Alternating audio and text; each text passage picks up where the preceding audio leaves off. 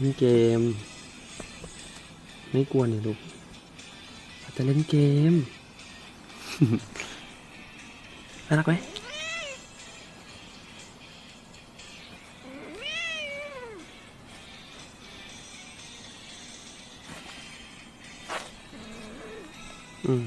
กอดแน่นเลยมือกอดแน่นมากเลย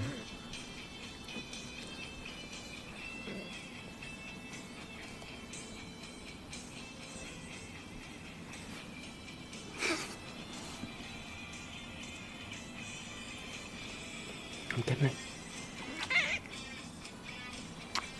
เอาไม่ได้เหรอมันรู้มันเข้าไปไม่ได้เนอะไม่เอาแล้วนะไม่เอาแล้วนะปาจะเล่นเกมก่อนเกมมาแล้ว